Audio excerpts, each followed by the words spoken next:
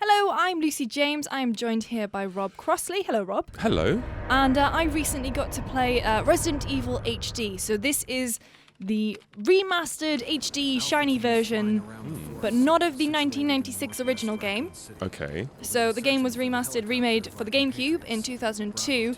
So this is a nice and shiny new version of that. So it's a remaster of a remake of an original. Pretty much, yes.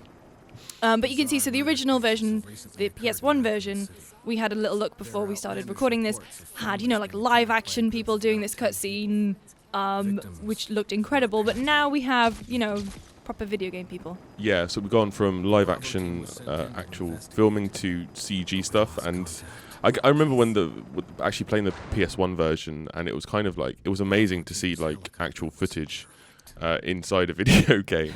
So they've kind of gone back a step from that with just, instead doing CG, right? Yeah, I guess so. And so I played this game probably for about an hour and a half. So this is obviously the opening cutscene. That looks quite nice. I played for an hour and a half, and it is really a very kind of strange... I'm more used to the modern Resident Evil, so this is a very weird mix of old and new. Right. Because you still have the fixed camera angles from the original, which... If you're not used to those, it makes life really quite difficult, especially when you first encounter a few zombies. And luckily, because I edited this video, I've made it so I look really good. Okay, so what bits did you not put in the video? My first encounter when I couldn't figure out that, so right trigger I thought was shoot, like in every game ever. It's not, it's map.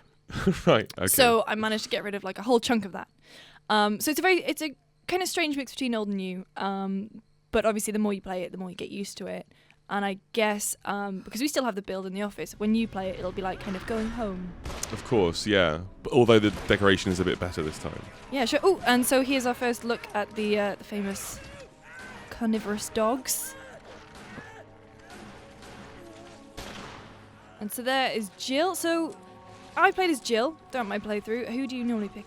I normally pick Jill as well, actually. So I did notice that Jill has jiggle physics. Right. See, I don't actually remember that. Now, I played this when I was like 13 years old, so I should remember that, right? I should never forget that. But yeah, so she has... How did that feel? Was that a bit awkward? You know what? They're not dead or alive levels. Right, So it's not so bad. It's kind of forgivable jiggle physics. Forgivable jiggle physics. Oh dear. So we're kind of coming in. This is Bravo team's helicopter coming in. So, ooh, who's that? Uh-oh. That's Chris Redfield, right? He kind of looks like he's... oh, there's Wesker. See, that's the very first time we've seen Wesker, right? This legendary character in the series. Yeah. This is his introduction. And he's kind of a badass. Yeah, he's like awesome throughout the entire series. And there is the infamous mansion. If you're being chased by a pack of dogs, would you run into a haunted mansion? Always. Yeah. Always. Especially when it looks... Oh, enter the survival horror. So what's really cool is they have this mix of, obviously, the famous loading screens, which were the opening doors. They've left those in. And if you go back and look at the original and, especially the original mansion and how blocky it was... And I mean, it was 1996, obviously, but the difference is kind of astounding. It looks great. Yeah, just comparing this to the PlayStation original, I mean, it was stark by comparison. There wasn't much detail, there wasn't much furniture or anything, and this is, I mean, it's actually quite an improvement on the GameCube version, right? So this is where my handy editing comes in use. So this is the famous zombie turnaround. If you're not convinced it's a zombie yet. Yeah. Here we go. There it is. Needs to go to a dentist. So you see that again, a lovely cut where it makes me look like an absolute badass. So how did the controls feel at this point? Because obviously now that you're moving around the mansion, you do like hard camera cuts, right? Oh my, yes. Right. So interestingly, I'm more familiar with the more modern Resident Evil. So 4 onwards, I would say, and especially 6. I think the biggest thing I found is that 6 is very, very hand-holdy. It's like button prompts everywhere and all this kind of stuff. Sure. And so then going back to the original, even though this is a remake, it just feels like I don't know what I'm doing because there's no prompts telling me to open a door or something. Because in modern games, if a prompt immediately doesn't come up, you assume that, oh, this door's locked, you can't get past. But in Resident Evil, that's not the case, except it's probably locked. So with the controls, I recall correctly, you press up to move in the direction that the character is facing, right? Yes, but that gets confusing when the camera obviously hard cuts and you seem to be facing a different direction. So this little bit here, obviously some of the puzzle elements, which is still really cool. So getting an arrow that I found in the mansion and sort of taking it apart and then using it to get into this area and getting this Book of Curses. Placed delicately on the table Yeah. there. And I've got to tell you, it took me a depressingly long amount of time to realise there was a key on it. Oh. Because of course, obviously, it's all about examining. I forgot about that. You actually have to inspect the items, which is actually a really cool element, right? Oh, and there's the famous dog through the window. You're shooting the floor. I hit it.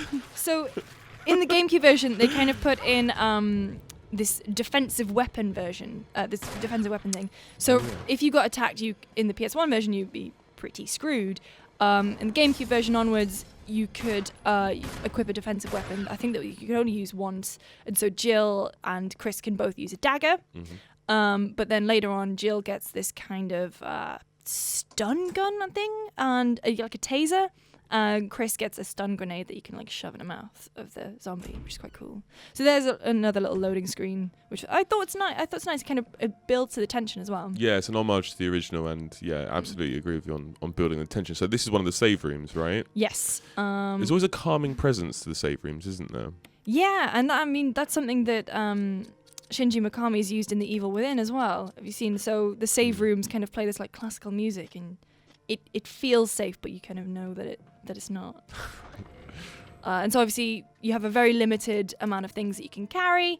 This is me kind of messing around and depositing things that I probably should have kept.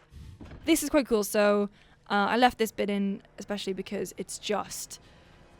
I mean, at this point, I was getting quite rattled because I was trying to get a very specific thing. Oh, right. Oh, I remember this now. Yeah. Of course. How could I forget? It's just, the slow walk, which is really cool. So are we defining these as zombies, the undead? Well, that's the thing. Even Resident Evil changes. Oh, yep. Once more, just to make sure. Of course. Because you have to reserve your ammo in this game. I've been burnt before. Right, of course. And then, there's another guy. Oh, I tried to examine him. Nothing there. Because normally you'd have something pop up that say, check out what this guy's carrying.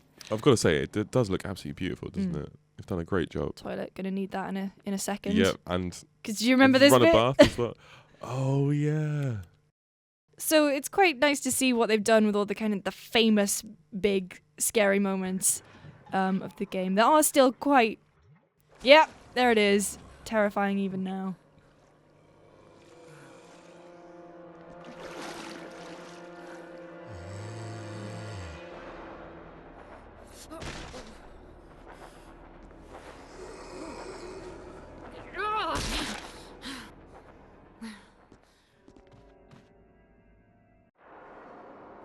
And so they love the coming around the corner and seeing the kind of the hard cut and you can't get away and it's all it's great.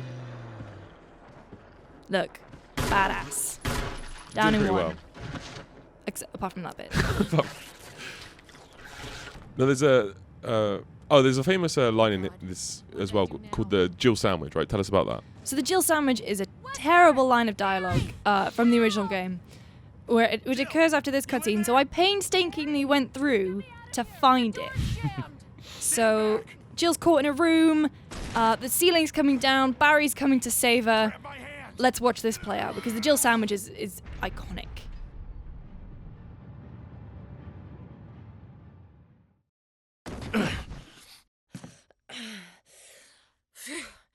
Barry. That was a close one. A second late, you would have fit nicely into a sandwich. Really? Which, admittedly, it's no, you were almost a Jill sandwich. Because this is a remake of the GameCube version, so sadly they did redo the dialogue. But it's still a pretty great line. Absolutely. So the HD version of Resident Evil is coming out on PS3, PS4, Xbox 360, Xbox One, and PC at some point in 2015. So for more on Resident Evil, make sure you keep your eye on GameSpot.